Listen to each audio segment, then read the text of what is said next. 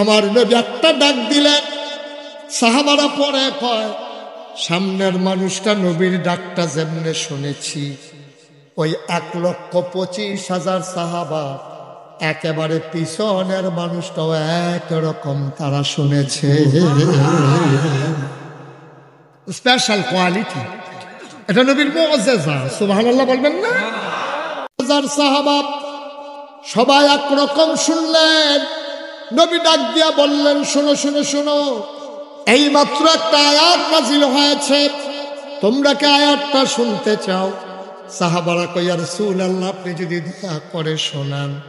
আবার আল্লাহর নবী বললেন, শোনো, আল ইয়াউমা আকমালতু লাকুম দীনাকুম ওয়া আতমামতু আলাইকুম নি'মাতি ওয়া রাদিতু লাকুমুল ইসলাম দীনা।